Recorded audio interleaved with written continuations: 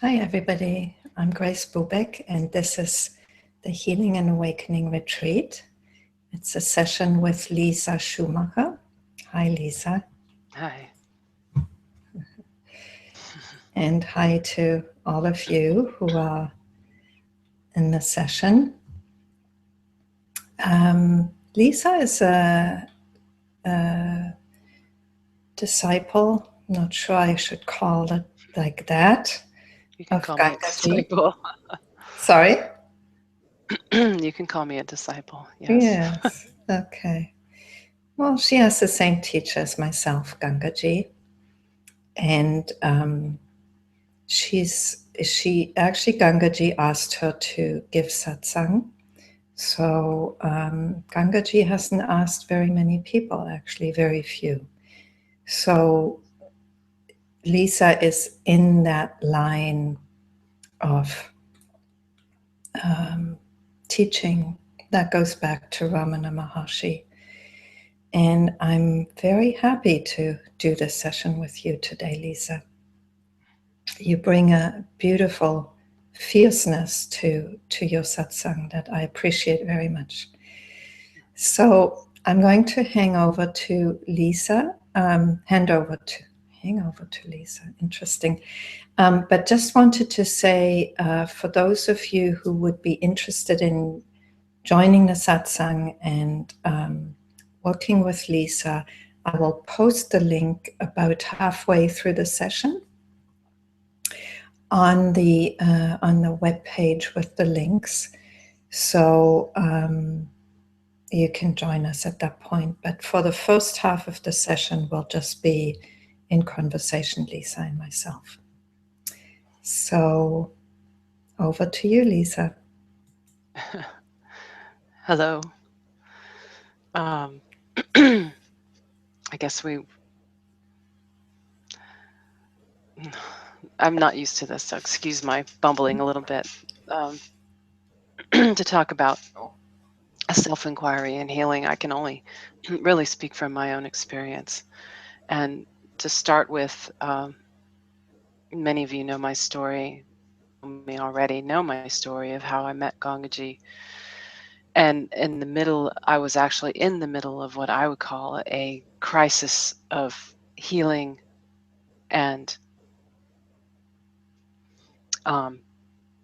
previous to meeting Gangaji, I had come to the point where I really just felt that being human was so horrible that I didn't want to live anymore, because I felt like I was causing suffering, and I couldn't not cause suffering. It was just by virtue of just living as a human.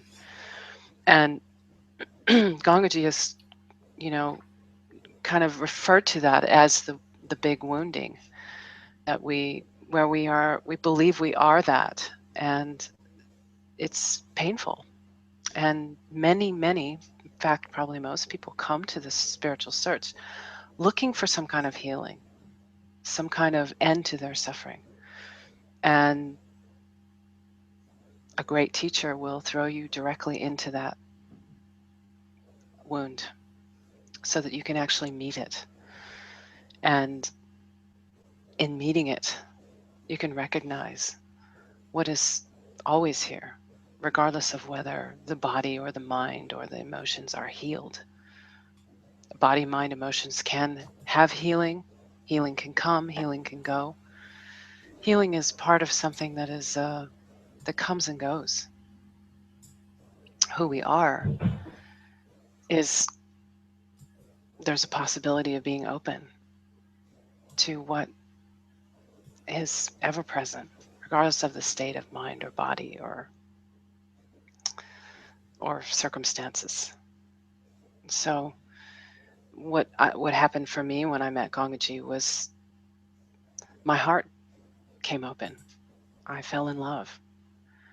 And my desire in seeking out Gangaji really was just to love, just to be able to love freely. And to know that I was welcome exactly as I am. And her message to me in that moment of meeting her first was, be natural, be your natural self. The natural self includes everything. Nothing's excluded. Therefore, free to have what I want. And what I wanted was to love. Just to know I could love. And I recognized I am love in that. That it's simple. So, when we speak about healing, as one who needs healing, we're speaking about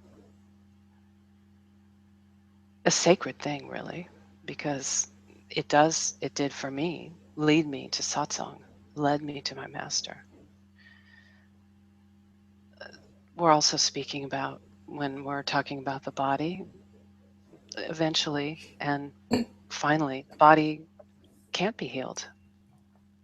It won't be healed. It will fail. So,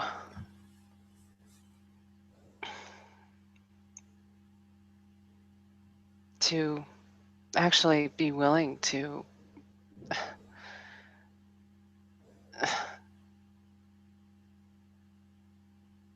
ask the question, what if it's not possible to be healed in this moment? What if there is no healing? And just saying that, I can actually feel the devastation of oh my gosh, I'm not going to be able to escape my suffering. I'm not going to be able to escape this body that is deteriorating. I have to face it. I have to meet it. And this is what Gangaji did for me, was she threw me back into my own suffering to see where the choice actually is. The choice to be free, to be as you are. And I'm not in any way saying, oh, well, there's no, so what if there's so much pain, physical pain and emotional pain and worldwide pain and all the suffering there. I'm not actually not speaking of that. I'm speaking of the possibility of actually meeting it where it is as it arises. Yes. The body falls apart. It gets sick. And we want healing, and there's nothing wrong with healing. But healing is it comes and goes. So I don't know if there's anything you want to say to encourage me to speak more, Grace.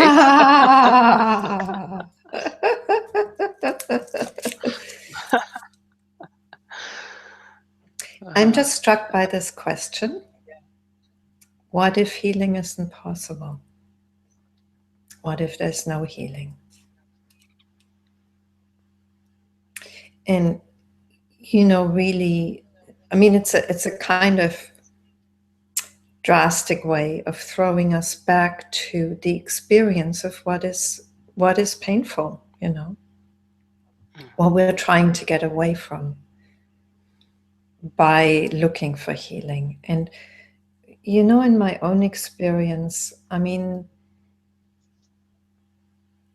healing is possible. And yes, my own healing also brought me to satsang and to Gangaji, because at some point I realized I needed to find a teacher. I couldn't go any further by myself. And at the same time, the healing continued. I mean, it then comes to have a different place, because the healing is no longer what you're ultimately looking for, but it's still beautiful to experience. Yes, it's very powerful. It's powerful to participate in supporting someone in their healing. Mm-hmm. Or I guess what I want to say is that when I proposed that what if there is no healing, that question, There's a sense of hopelessness, that all is lost, and there's no way of redemption. And I think in part it is hope that keeps us identified, and in the willingness to actually meet hopelessness, to actually let yourself fall into that deep, dark, really feels like a pit of hopelessness, that all is lost, and then to let it all be lost, to really be held in the crucible of your own self inquiry into what is real and what is true. You finally, you see what's underneath this hopelessness. What does it arise from? And what I've discovered in my own self-inquiry is that there's deep peace, that black pit is actually perfect peacefulness and emptiness, that it doesn't exclude anything. It doesn't even exclude your suffering. It doesn't exclude the suffering of the whole entire cosmos.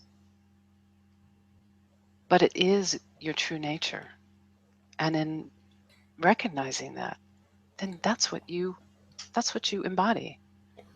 Even if there's suffering, even if healing is needed, if there's healing of the body needed, you find out what needs to be done. If there's healing of the mind needed, you find out what needs to be done.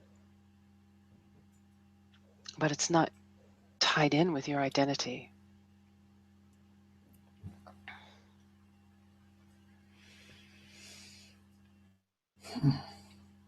We all have healing to do, you know.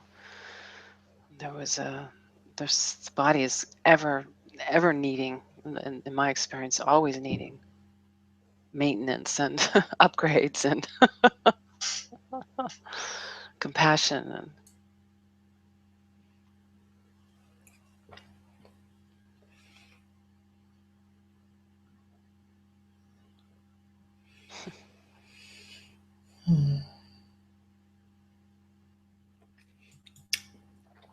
I just like to share, I shared that yesterday also in the session with Richard Miller. But it just comes to share that again, because you talk about the darkness, you know, the darkness that reveals truth. And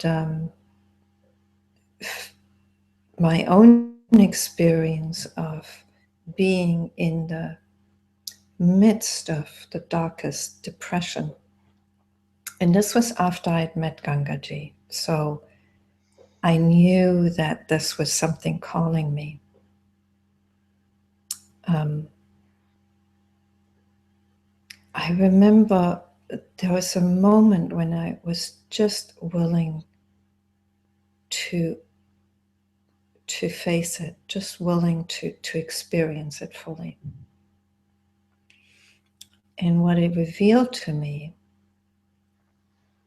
was emptiness and peace. And it just switched into that. And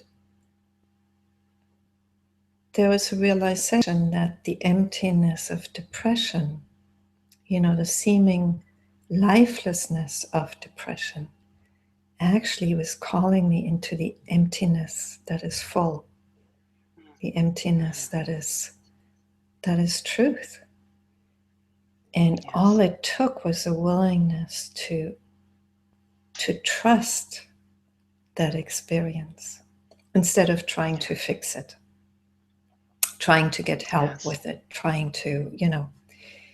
And it was really so powerful that after that moment, I actually didn't go back into depression in the way that I had experienced it before.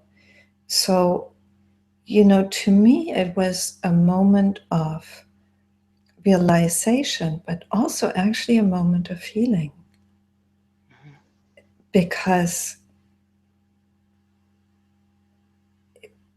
something that had been very painful and very persistent in my life not there all the time, but it would keep coming back over and over. It simply kind of undid itself, found its peace in a way, Yes. So that is possible. That is possible. Yes. I know that myself. You know that. Yes. So in that moment, there's really devotion.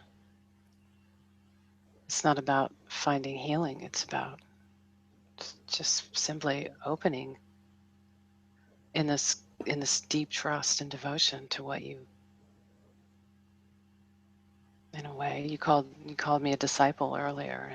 And there's a way that Gangaji breaks the word disciple down into discipline, and when your teacher tells you to do something, you do it, right? So in this case, what Gangaji is asking us to do the possibility of what Gangaji is speaking of is to open and give your attention using whatever arises. In this case, it was depression. You didn't use it, but in that moment, it was used in support of finding what is deeper, what's ever present. Peace, your true nature. Depression showed you your true nature. Yes. Yes, it is astounding, and I don't think at that moment, well, of course you can't know what's going to unfold after, in terms of the depression. I mean, it might have come back. You don't know, but what I did know is that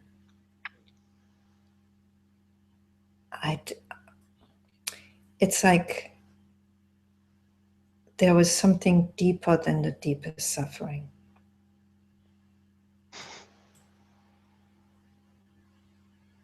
Yeah, that the source of suffering is peace.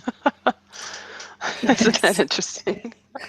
Yes. The source of everything that arises is this vast, empty, peaceful bliss, in a way. Not bliss like bliss, but the bliss of just being. Yes. Includes bliss. And it includes And it depression. includes everything. Yes. Yeah. Yes. Yeah. And in that piece, what I found maybe the most important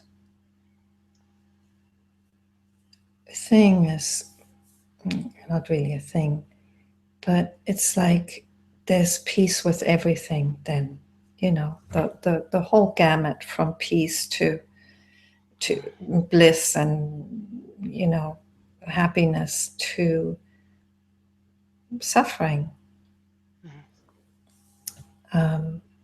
It's like you say, it's all included. And there can be a trust then of whatever shows up. Yeah. Not always. I mean, obviously there'll be reaction and old patterns will show up.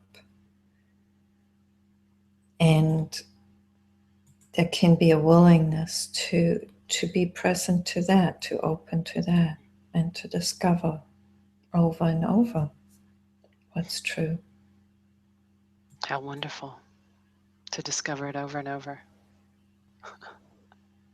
Mm. And that's, I guess, what life is for, isn't it? That's the purpose. Yes, ultimately, yeah. I mean, I think that's what life comes to be about then. Before then, it's about us. Mm. And I mean, I would say, sorry, go ahead. No, you go ahead. No, you go ahead. No. No, I mean, like the human life, because when you look at life, just life itself, it's just living. It's just life. It's lifing itself, because that's what it does. It's so completely impersonal. But then the human life, there's this capability of self-reflection. And so then we say things like, well, life is for this or life is for that. And it just, as I was saying that, just really, really realized that this life is, like I said, just living itself. And that's what it wants to do. It's just reproducing, splitting off, decomposing, starting again, or continuing, actually. Really, it's just continuing. And we can, as we individuate, we think we're life. You know, Lisa, this person is life, and therefore life just wants to do this, or life just wants to do that, and life is for this, and life is for that. But truly, we are inseparable from life itself, and in that, then it's all impersonal. It's all impersonal, and we get to look at it because of the power of our brains, and then we also get to have a choice at a certain point, if we're lucky, to surrender, as you said. Somehow you surrendered. There's grace and there's also choice in that. And get to discover the source of all life, the source of our life, the source of life itself, the source of, yes.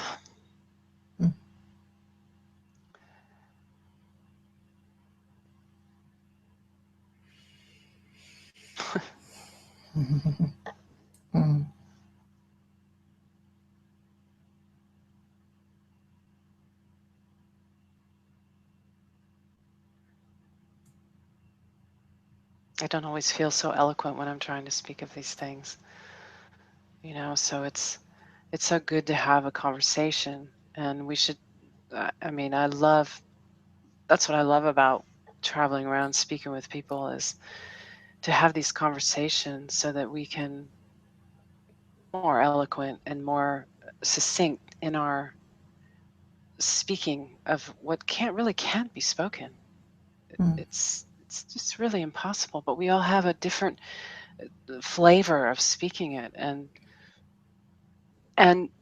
that does bring healing. It does bring healing. It brings unity. It brings understanding. It helps us realize that we are so much more than we think, or so much less. Actually, we're so much less than we think. That I was just with some kids on Friday. I have this little satsang I do every other week over in Dunsmuir with a bunch of kids, and they're really squirmy, and I'm trying to teach them how to just meditate, how to just be quiet, and then I can teach them how to notice thoughts arising. And watching them get that, that they actually notice, oh, there's a thought, and it's not who they are, and they can actually not follow that thought, it's just a miracle. It's such a power, and such a basic power that we can have as humans. And if more humans could actually get that we aren't those thoughts, that those thoughts are a function of our environment, and our environment, really. It's a function of the brain to think. And not be identified as those thoughts. What kind of healing could happen then? I know it happened for myself. Just to talk about depressing. I mean, if I believed that I was who I thought I was, it's horrible. It was horrible. I hated myself. I thought I was unlovable. I didn't feel like I was good. I wanted to have integrity, and yet made up reasons why I didn't, that were just projections. So there's been a huge healing in my life, huge, huge, since I met Gangaji. That's the, that's why I wanted to do this retreat, because it's so paradoxical, on one level, yes, we need to give up the search for healing. If that's what drives us, to realize what's already there. And at another level, that very realization is actually incredibly healing. It brings a lot of healing, It's, in a way, it's the deepest healing. It's the healing of our separation from ourselves. Yes. Our separation from... Sorry. No, I just want to say reconciliation. It's reconciliation. Mm.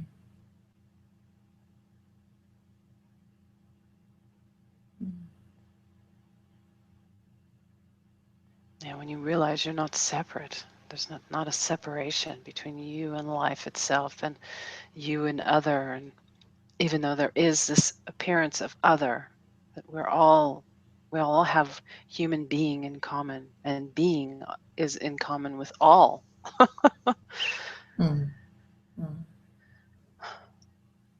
There's this, the veil is lifted, this veil of me and mine. Yes. Yes. Yeah. So Lisa, I'm just thinking maybe we'll open the door for people to ask questions and come onto the Hangout. Sure. I'm just going to, yeah, I'm just going to take a minute to post the link. So there'll be a little delay. I'm also going to go to the YouTube thread. You can take a little break whilst I do that.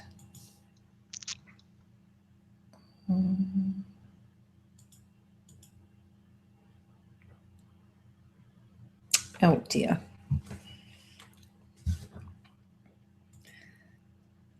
I just got logged out from the website, so I have to log back in.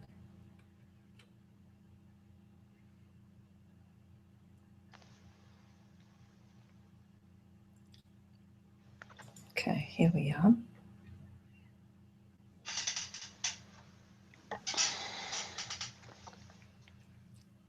Just bear with us for a minute.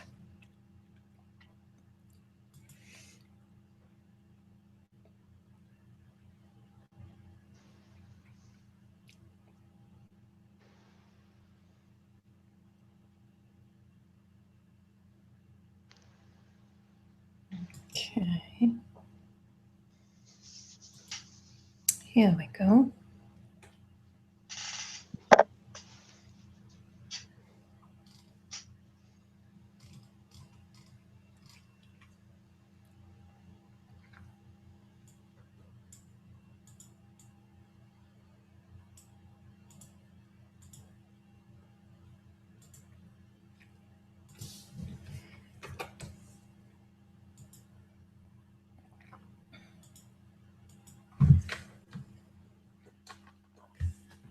Okay, so I've just published the link.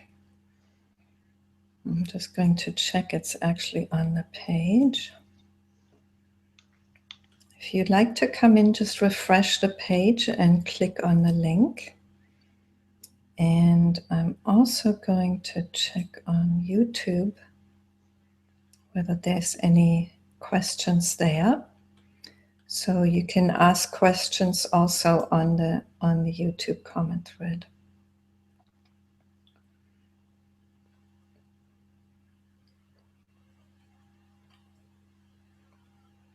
So Jerome said, hi Lisa, great to be with you now.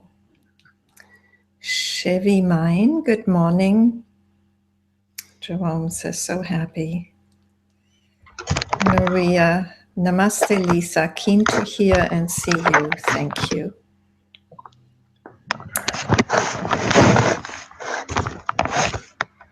Taco Supreme says, hello, Grace and Lisa.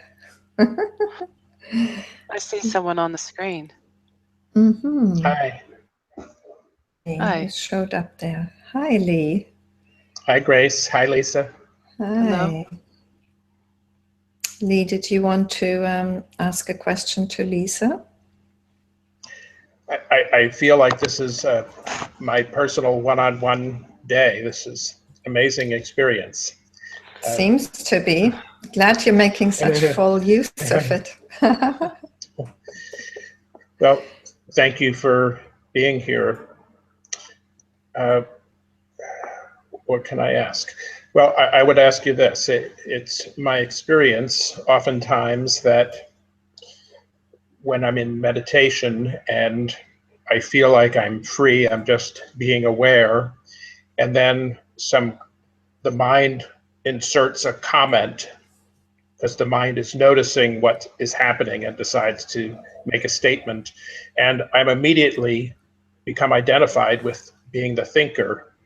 It sort of hijacks the system without my noticing it, and then I'm off in the mind with judgments and analysis and commentary and so forth, and it seems to sneak in when I'm not noticing it. As soon as that first thought arises, which I suppose you would say is the I thought, I am completely identified, or I seem to be, and am fooled into mistaking myself for the voice in my head. So I'm wondering if you could comment on, perhaps it's just a matter of recognizing that more and more often, and it will become less and less. But of course, that can only be done now. To say to put it off, and so those are my thoughts and perhaps question. Beautiful. So if you fight with this thought that comes and start judging it, then you have a whole cosmos, a whole new world of me fighting with myself, right? Yeah. Just welcome this thinker. Just go, oh, there's the thinker again. Well, welcome to my meditation. I mean, I think we think we want to get rid of it because it's ruining everything, but right there, that's mind fighting with mind, as you probably recognize that. But just a step further, you actually invite it. Welcome it. Welcome, thinker. You're not excluded from this meditation. And then thoughts can come and go as they will. Thoughts do come and go. The thing that you're trying to keep, what you're trying to keep is the state. States come and go. Present in all those states, all states. Truly, it truly is. Otherwise, I mean, you can check. You can check. Check in the perfect state, check in the state of mind fighting with mind, check in the state of any state you're in. Am I still here?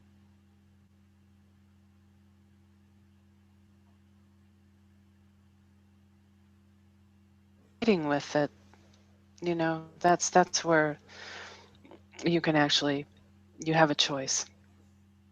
Super ego, fighting with ego, suffering. Does that make sense?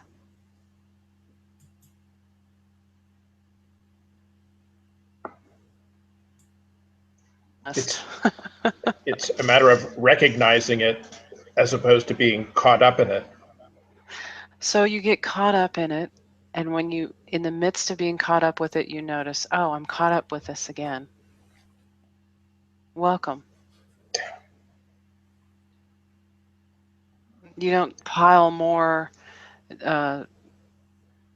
disciplinary measures on top of, I mean, that, yes, that's a habit that can be stopped. Really, it doesn't help, does it? No. It doesn't. Yeah. It's just adding fuel to the fire. Yeah. Throw everything onto the fire.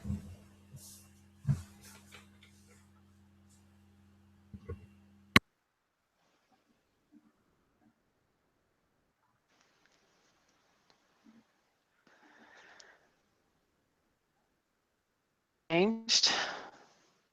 Are you there, Grace? I just responded to a question to a comment on YouTube. I'm sorry. Okay. It's okay. It's just fine. I think that it seems like that's, I can't tell if he seems to be smiling. May I ask another question, unless somebody else has something they want to ask? Go Fine ahead. with me.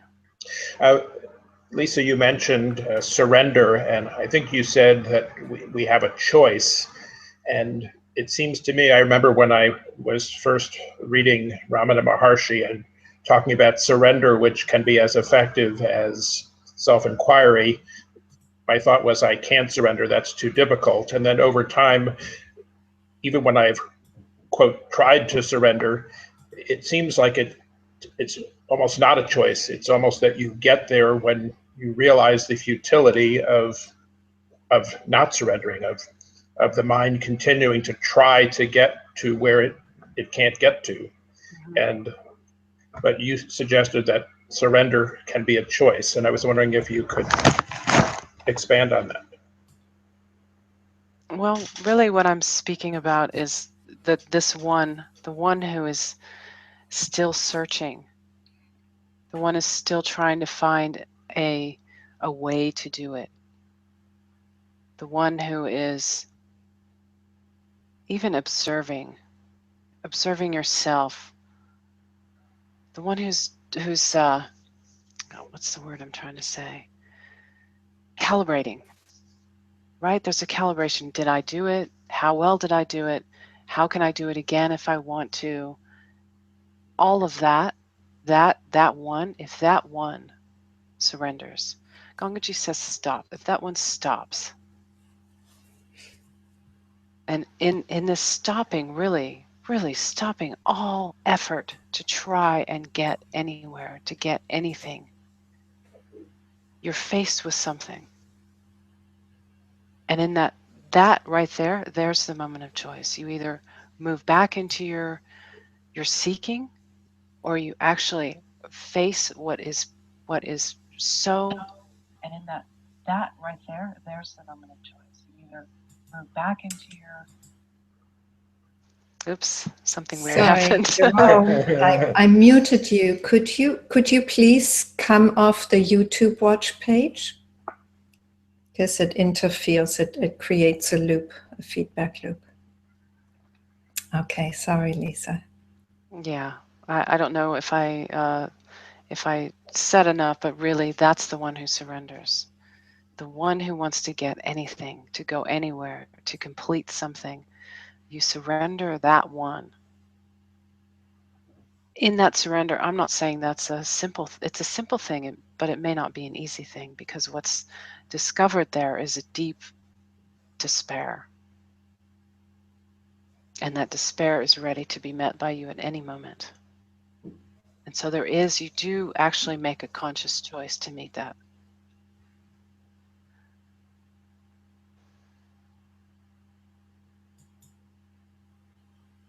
And lose everything.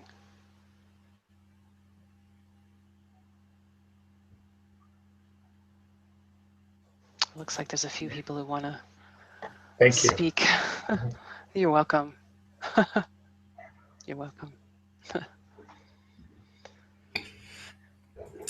Lee, if you want to come back to Lisa, you can also. It's up to you. But maybe what I'll do is I'll move on to the two people who've come onto the Hangout, and then we can get back to you after. Let's see. Okay, so Thierry, I'm bringing you on. Hi, Thierry. Can you hear me? We can't hear you, though. We don't have any sound from you.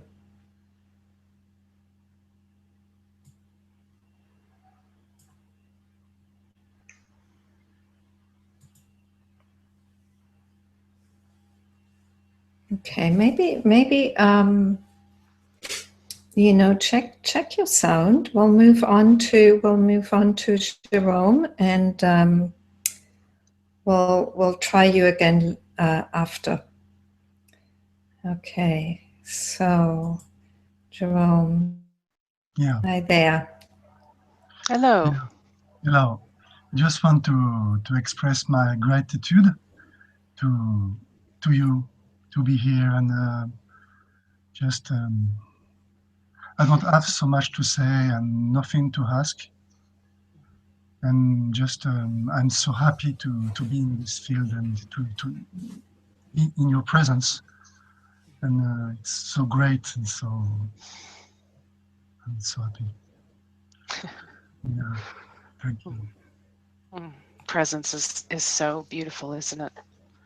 Yeah. And in this context of healing, presence can be the most healing if we just offer each other that simple, open, loving presence. And I'm so happy to meet you in that, Jerome. Yeah. Truly. And perhaps it's not the context to say that just right now, but let me just say that we would love so much to welcome you in Paris. And perhaps you have received some message of Philippe, something like that. Okay. Yes. Okay. But Thank you so much, Jerome. We're working on it. We're working on it. Yes. and for now, I'm just here with you, with Grace, with all these beautiful people who are here, and I'm so grateful. And I just breathe in this space. And Oh, thank you. just thank you. I love you. Love you so much. That's so beautiful. Yes. It's beautiful.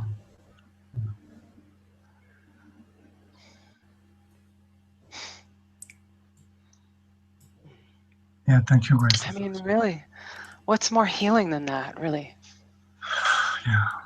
Really. I mean, this is what we can offer each other. This full embrace and welcome.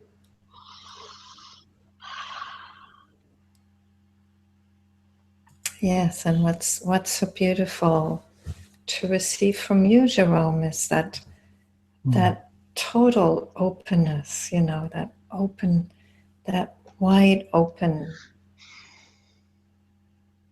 receptivity to this beauty, to this presence, to this being. And it's you too, but at some point it seems to be more out there than here. But at some point that's realized too. That's like just an untrue distinction. Yeah, this is one thing I shared with Gangamira, and I said to her that it is absolutely the case right now with Lisa, is that the authority of the silence, the inner master, is so present that here it is just stop and no effort, nothing to do. So just stop. The silence is so powerful. So it is not question of outside, inside. This is one space and one reconnection and one love, and this is why I love so much to be in satsang, because it's stop here. It's just holiday, and So sacred. And of course, I resonate with particularly with you. It's like that. I don't have so much to say about that later. Of course, evidence. Yeah. Gangaji, Papaji, Ramana.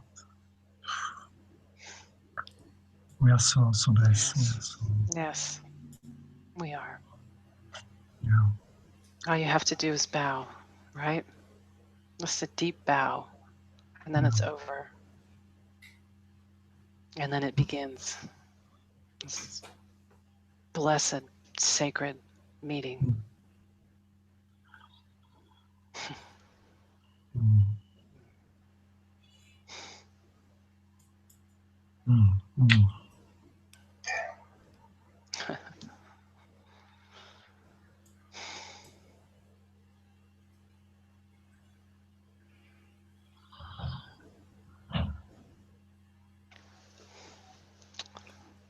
Did Terry find his microphone?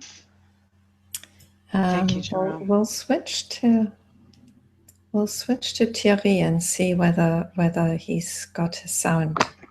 Hi, Thierry. Hello.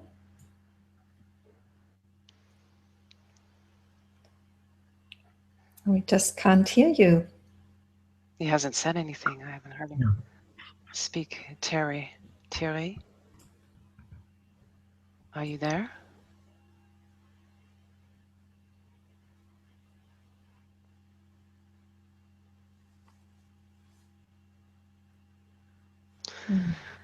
Maybe he's just here without needing to speak. Yeah, I kind of want to speak about devotion because it's really what it's really my experience. In meeting Gangaji, it's like when I sat in front of her, and it was on a video screen for the first time, something happened. It was like a secret language that I had known my whole life in nature, and I recognized it as a child, and it hadn't been confirmed. It was just running, a very deep current running underneath inside of my soul, inside of my heart, but it wasn't at the forefront. And in our Western culture, it really isn't meant to be. It doesn't get put in the forefront. If you're too devotional, you're weird. It's seen as strange. And even Gangaji, her parents ended up giving her medicine to make her calm down, to not be so devotional.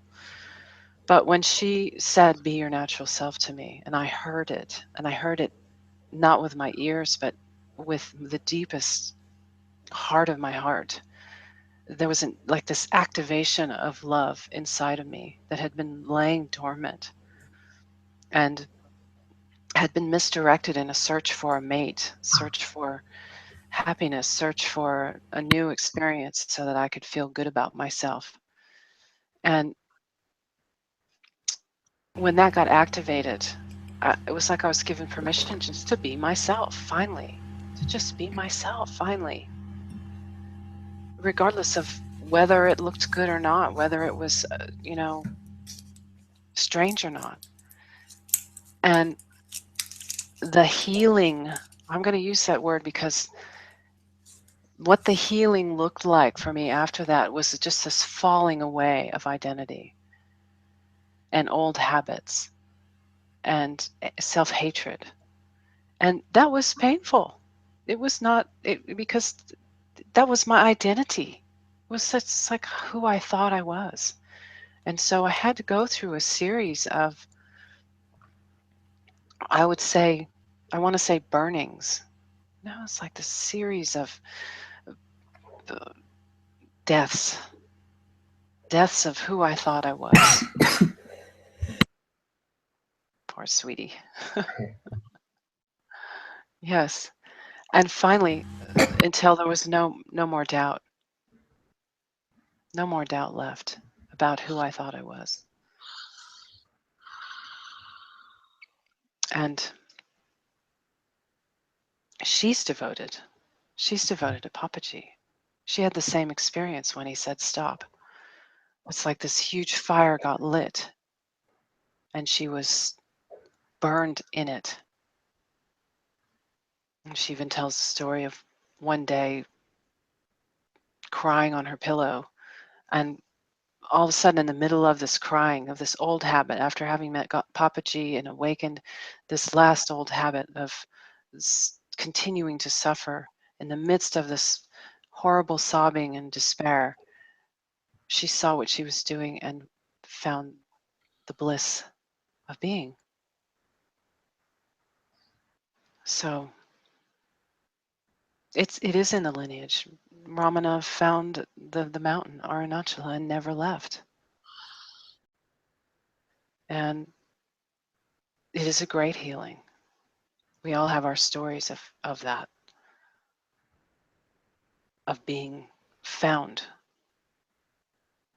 somehow being found out of the collective consciousness of misidentification. And so in saying yes to this lineage, the lineage that comes from Ramana through Papaji, through Gangaji, it's saying yes to the holy fire of devotion. And many of us find that it as being so devotional, wanting to discover the truth and being on fire in love, many of us are turned away. We lose our friends. We're the weird ones, you know. So there's a welcome here, and it is happening on the planet, and it is not refused.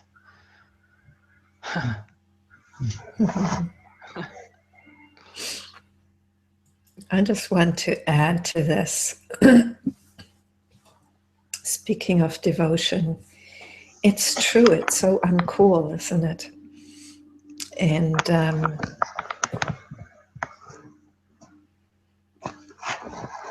yet there's such deep truth that expresses in that, because how can we not be devoted to this, to love, to truth?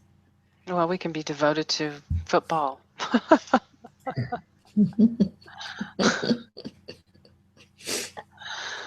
You know?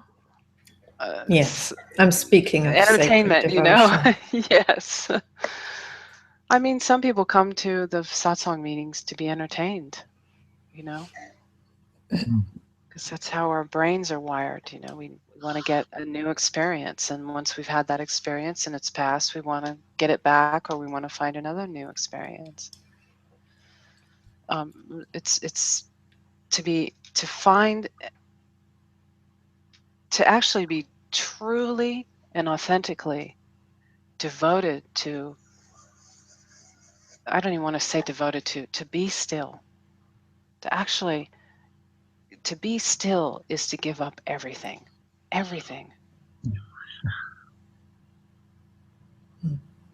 No mind wants to give up everything. It wants to continue. So that's why it's been rare. That's why it's been rare.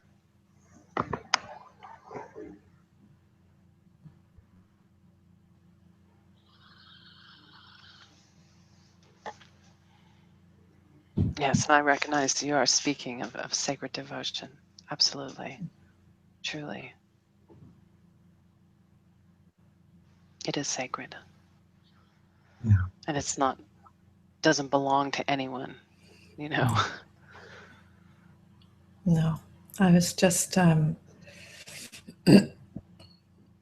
touched by you speaking of devotion, because it's so, you know,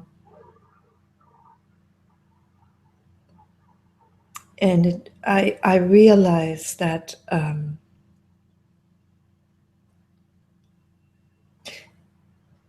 there is a great devotion that arose in me,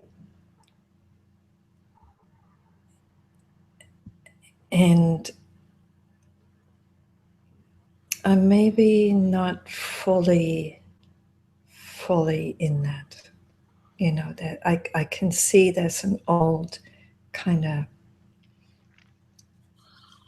maybe holding back from that, because I'm very aware of the Western context and, you know, the cultural norms of that context. So I realize in hearing this, I realize there's something there for me that I need to receive more fully. Well, you know, there are states that express devotion, and some of those states, like bliss or however indescribable states, really, that can be the source of poetry and art and songs and, you know, just beauty. There's states. Those states, they pass. Some people stay in states for a long time, but states have a beginning, a middle, and an end. And I think when you mention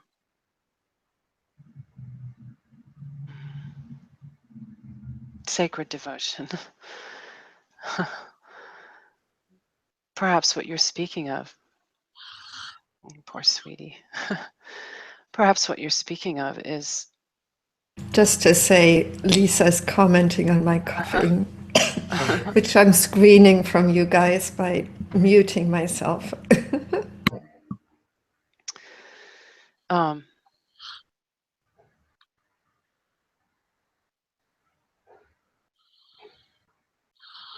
Devotion is like a flame. That for me, that's just, it's always here. It's not a state that comes and goes. It's deeper than that state, and I see this incredible. There's a shape on my screen right now. Must be somebody wanting to speak. Is that Terry?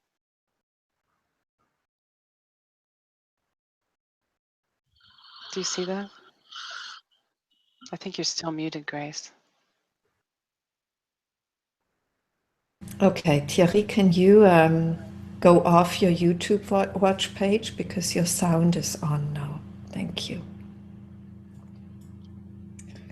So here we go. Does he want to speak? Lisa. Could you hear? Yes. Yes, we can hear you, Thierry. Can you... I've been struggling a bit with my sound on my computer. And actually, I don't have anything to say. I'm not so in the habit of speaking about non-duality. I've been listening a lot.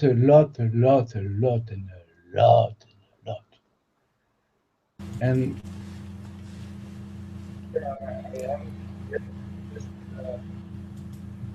sitting with you.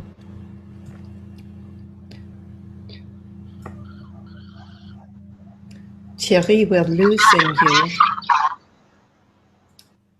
Not sure what's happening there. Thierry, can you speak? Yes, I've been speaking just last few minutes. Did you hear me? You stopped at, I've been listening a lot. After Yes. that, I didn't hear you. What have you been hearing? Lots of stories.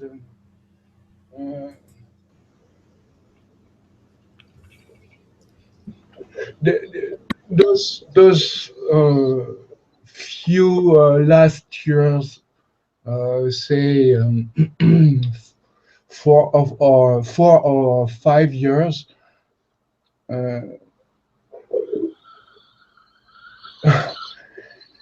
I've just been listening to a lot of masters, and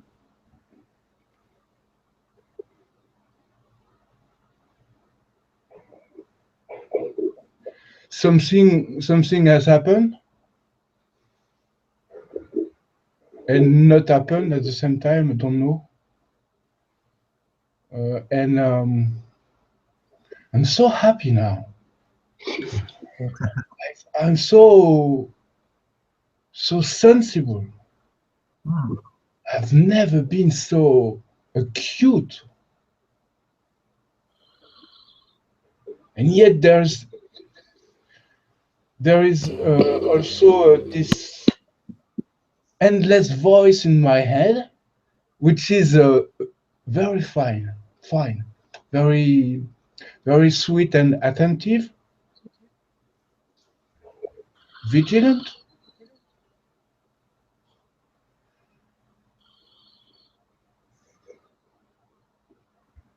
It's really an extremely deep and profound. I don't know. I don't want to speak so much about it, but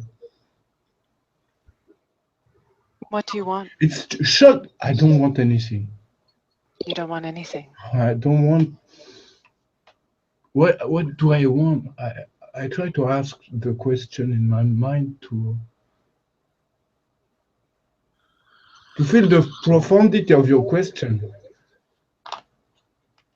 What do I want?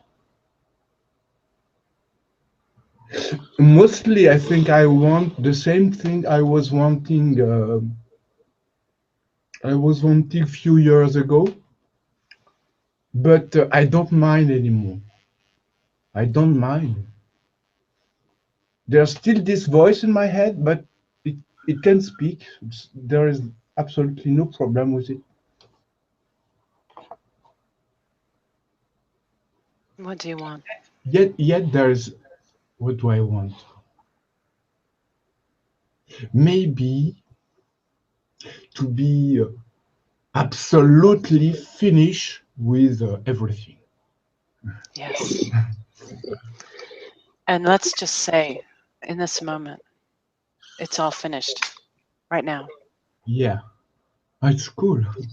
Finished.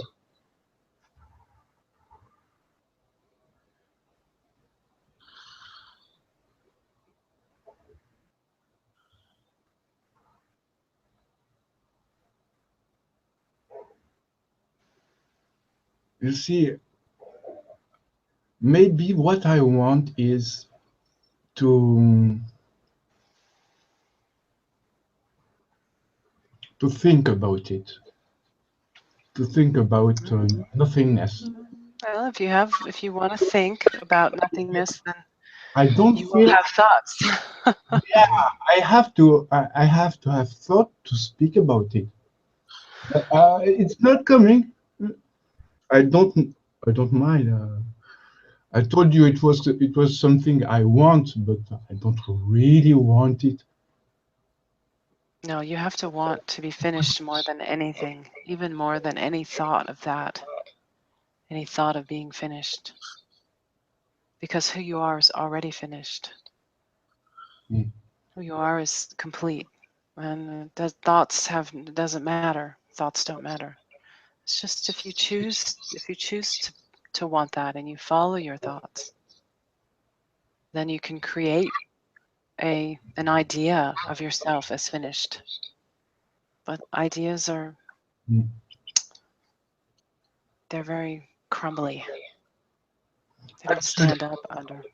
Actually, each time I'm very, as I told you a few minutes ago, I feel there is a vigilance, still a vigilance here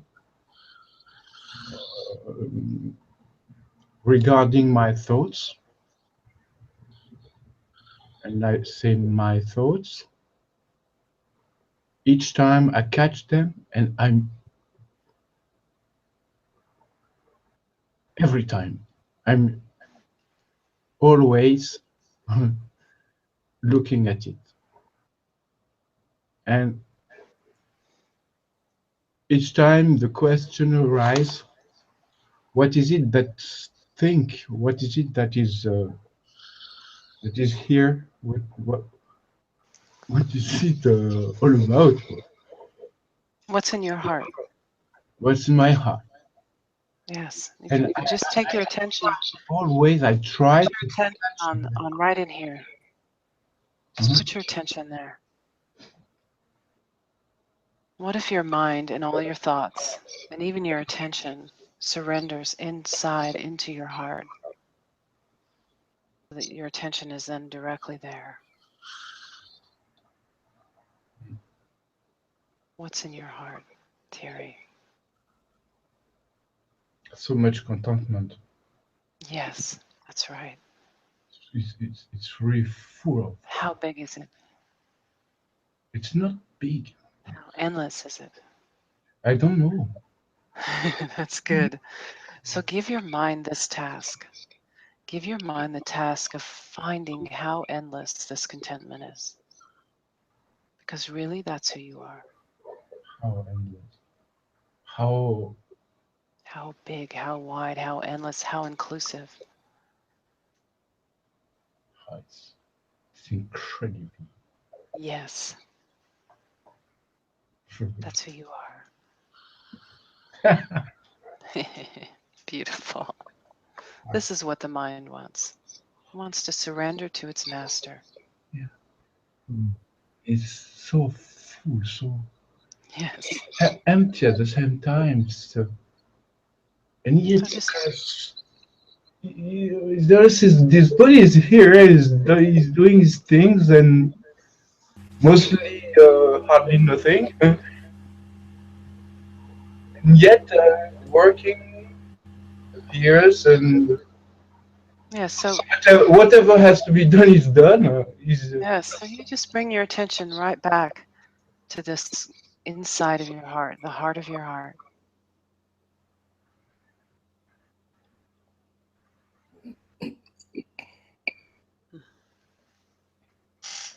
Thank you, Thierry.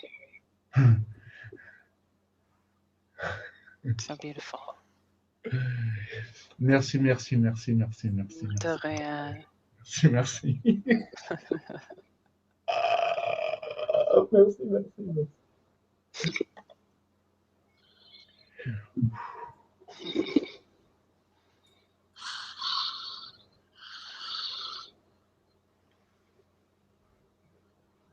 Yeah, can you see my picture?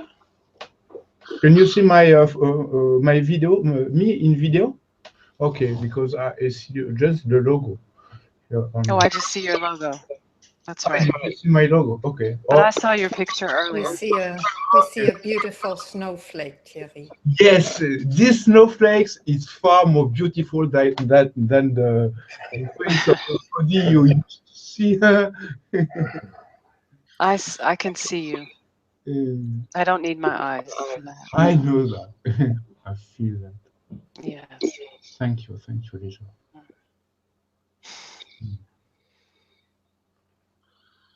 It's such a relief. And I keep saying that and feeling that, experiencing that since a few years now. And I'm astonished. Yes. It keeps coming, It's never ending. it's never ending. And there's always more. Always more. Oh, it's beautiful.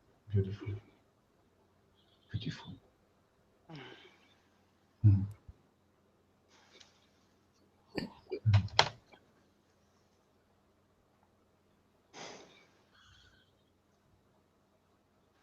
There's Grace again. Yeah. Mm. Yes, and Jerome. So I just, yeah, everybody. I just want to share what's on the YouTube thread. Taco Supreme says, I recognize the profound emptiness and silence and peace. Yet it at times causes great discomfort when associated with nothingness, non-existence, and ultimately death. Yes. Are you willing to be uncomfortable?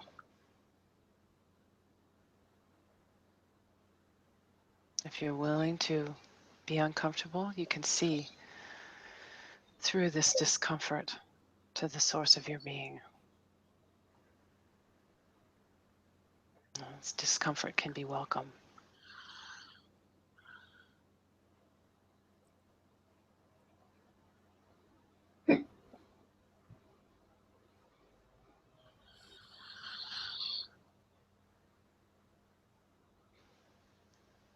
Grace, Mm-hmm.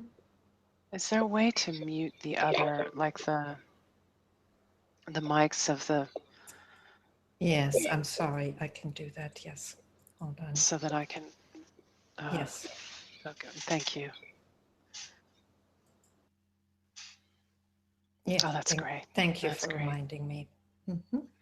Yeah, I think it's helpful to them too, because we have the picture of, yeah, thank you. Yes. So, Taco Supreme, did he respond or she respond to that? No, actually, No. it was a comment that was posted a while ago, and Oh, I it see. didn't feel Okay. good to share it. So, Taco, if you want to come back on the YouTube thread, please do. And if you'd like to come out onto the Hangout, you can do that too. The I'll just repost the link, the Hangout link. And there's also a comment a question from Richa Sa. How do we know that the devotion is truly, truly, truly sacred? In brackets, although I would love to feel it so, and not just another tactic of mine to hide, just enhancing the decorative self. All right. So really for you, is it Rachel? Richa. Richa, Yes. for you, it's really about questioning the doubt. It's about the mind can so easily come in and co-opt an experience by trying to question it or make sure it's real, and this is doubt. And so for you, it's about noticing when doubt arises and questioning the doubt itself, doubting the doubt itself, so that you can actually then discover the terror of death that's underneath it. And you can experience that directly. And in experiencing that directly, you find your own true nature and the endless nature of devotion to that. And that's what's trustworthy. The mind is not trustworthy. You can't find devotion in your mind. You can make it up. You can try and get new experiences to trigger devotion. But true, as you said, sacred devotion that lives in your heart, in the heart of your heart, is doubtless and absolutely trustworthy.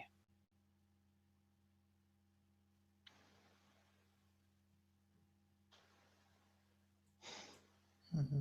It's simply alive, isn't it? It's simply alive. Simply there. So well said.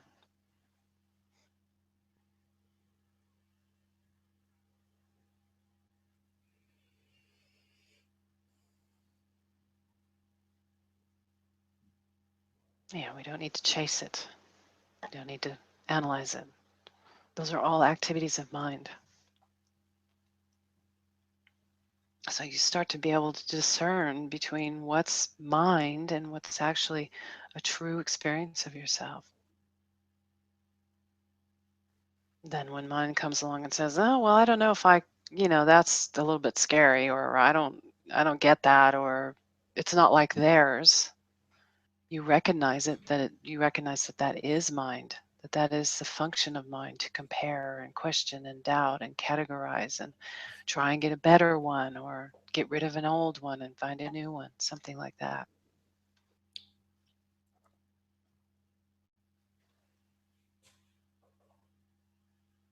There's speaking again of healing.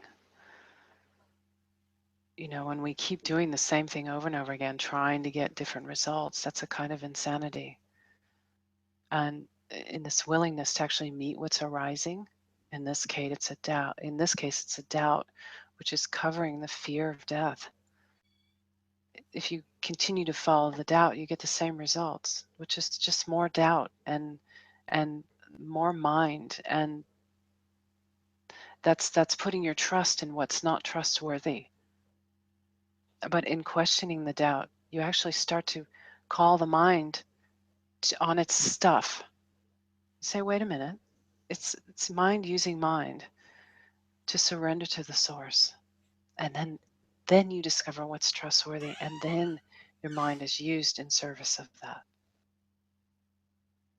And that's sanity. That's a healing.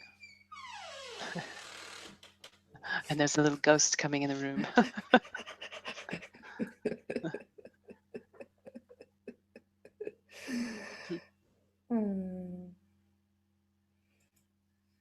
Life showing up. Yeah.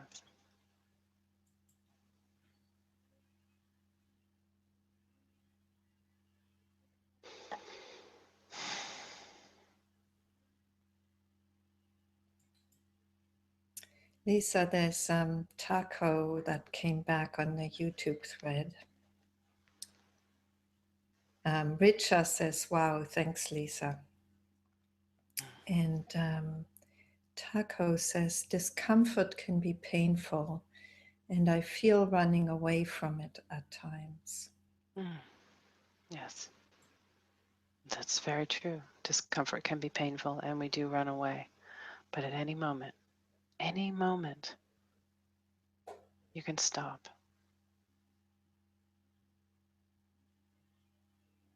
One of the great things, we have many teachers along the way. And when I was in my 20s, I had a friend who said I was having this recurring kind of a nightmare where something was chasing me. And I would always wake up just terrified. And my friend said, well, next time you're dreaming that, it was at the time of the Richard Bach books, Jonathan Livingston Seagull. He said, why don't you just, in your dream, just turn around and look at whatever it is that's chasing you and see what happens. And by some miracle, I was able to do that in my dream. And I found out that what I thought was chasing me actually wasn't even there. And it's the same with discomfort. The body can be uncomfortable, and we can do everything in our power to make it comfortable, but this isn't about making the body comfortable. This discomfort has a gift for you. It can be painful. I wonder if you would be willing to open to this pain and to see what is in the core of this pain, what is in the heart of this pain. It has a gift for you. It's here for a reason. And my suspicion is that in this, as you said, in before, when you said about devotion and the beauty of that this pain is here to show you even a deeper discovery of that.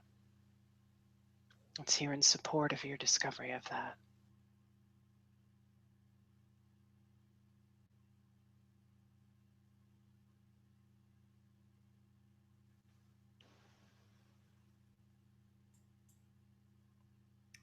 Maybe just to add to that, Lisa, what comes to me is that for some people, when there is this silence, this peace, this emptiness that they open up to, this depth of being, there arises fear and discomfort, and Yes. there's a pulling back.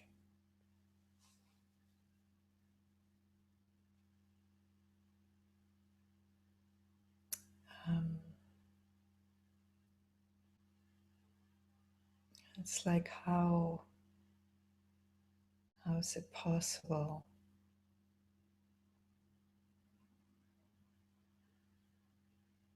How is it possible to? Is it possible to receive that field? Well, I think to actually, it does take courage to actually be it, not even receive it, to actually be it. To enter into the heart of that fear, to see what's actually really, truly there. And I know the body, I've seen, in myself and in others, how the body goes through, ooh, what if the body is just allowed to do that? Because the cells do hold it. And when you actually say, okay, I'm going to meet this now, it starts to release. And that in itself can be terrifying. So what is, there has to be this, as you said, I can't remember her name, Rachel or Richa. As you said, Richa, there's this devotion that you experience. That's what's trustworthy. That is the ground that is provided. That's the container, as I said earlier, the crucible in which you can meet this fear, this terror, this discomfort. That's the holding for you. You have to really, that's where we're called to give everything to that. And this is the challenge, truly. You have support. You have no idea. You can't see support from all those who've gone before and met this discomfort, this great discomfort that comes with being in a body, having a body, being a somebody. In the end, even each night before you go to sleep, all of that is gone. So to consciously say, okay, it's over now, and meet that. This is what we're talking about. And there is a holding, there is support for that. Taco comes back saying, running from fear for sure, possibility to discover it, get to know it. Maybe I need to get curious about fear. Yes, get curious about it. Exactly. You can experiment. Yes, just like a scientist. Really, that's all self-inquiry is. That's really good.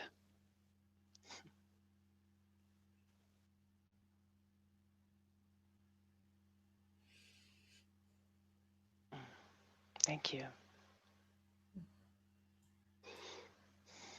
So Lisa, I'm wondering, I just want to check with Lee whether he wants to come back. Lee, how are you doing? Would you like to? I'm just going to unmute you here. Okay, here you are. Hi, I'm here. I'm doing great. I on the one hand, I don't want to disrupt the peace that is here by asking a question, because that would seem to suggest that there's anything that needs to be asked. But one thing did occur to me. Ramana Maharshi would teach that through self-inquiry, you eventually uproot the vasanas, the latent mental tendencies, that eventually you realize the true self. On the other hand, by doing that, it presupposes that I am a separate being who needs to do that. And I've heard both schools of thought that that you could, the more you practice spiritual practice, what have you, you're conceivably building the ego. You're building the idea that you are a separate ego, as opposed to just realizing your true nature. But then if you do nothing, then you don't make any progress. So the Do nothing. paradox. Do nothing and make no progress. And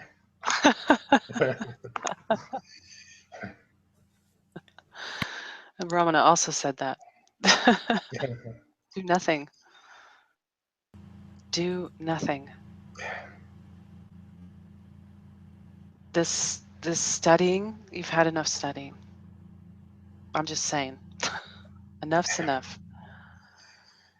It's time to throw. Yes, as Papaji took the books of a sadhu and threw them in the Ganga and said, "Okay, now it's time for you to live and die like a man. You come and you embody. You throw. You're finished. You've had enough. Now do nothing. Open yourself to what you know is true. No more thoughts. No more studies. No more acquisitions of information. You've got the secret. It's here right now. Okay? Great. Yes. Thank you. Good.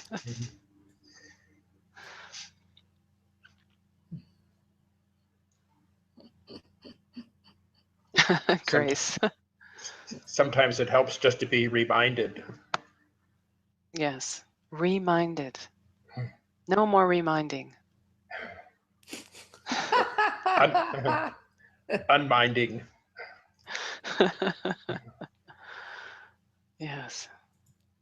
Whatever there may be a well of emotion that needs to be met. This emotion of what if all of the acquisitions, all the things you've read, everything you've gained is totally worthless now, and you completely fail? What if everything is just taken away right now in the realization that all that you've studied can't give you what you want?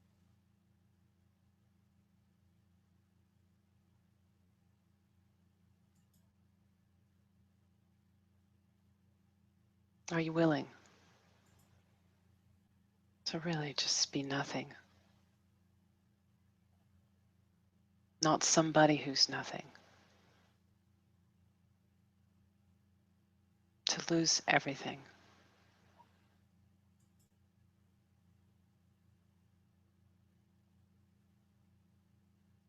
You don't want to have any. When you die, you take nothing with you. So die now. When you're born, there's nothing with you. You're naked. Be naked.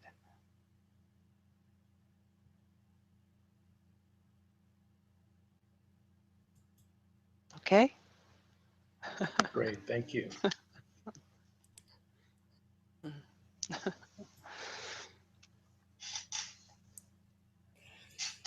That's what I mean. Lisa's one fierce heroine of truth. So beautiful. Thank you, Lisa. Thank you, Grace. It's such an honor to be invited to this, to share in this way. Really. I'm very grateful. Well, we're all very grateful. And I'll just pass on the thanks of Taco, who says thank you, and Tia says thank you. And Richa says, wow, thanks, Lisa. So I'm just touched by, this image. Oh, I've got somebody else who's joining in here. Hello, Manohar. Hello. Hi. Did Hi. you want to speak to Lisa? No, just joining the... Okay. Are you joining us from India? No, I'm from Milwaukee, Wisconsin. Oh, okay. Welcome. Welcome. We're just closing the session, unfortunately. Okay. I'll watch the recording later on YouTube. Yes. Lisa, did you want to say anything to close? Is there anything that comes to add to what's been said? Who you are is whole and free. Who you are is untouched by circumstances or thoughts of yourself or any notion of other. You are the fullness of being right now, as you are, whether there's a consciousness of that or not. And this time that we are experiencing now is really a quickening, it feels like to me, like an accelerated time of really asking ourselves, what are we giving our lives to? And not as a question to stimulate more thought and more searching, but as a question to end the searching, to be finished with the searching, and to fully embody that which you love, so that your life then is a transmission of that, and you are conscious of it. You are standing for it. This is what our time is. For me, this has been the time in my life for that. And we're so blessed to be able to even question and ask, who am I? And what do I want? And what is my life about, finally? And so there's support for you in the deepest way to recognize the truth of yourself and to live true to that. And that's all I have to say, really. Except I love you and bless you and thank you as well. So beautiful, Lisa. Thank you. Thank you so much. Thank you. Thank you for bringing the depth of your recognition and your invitation to people to this retreat. Thank you. Thank you for making it happen, Grace. What a service.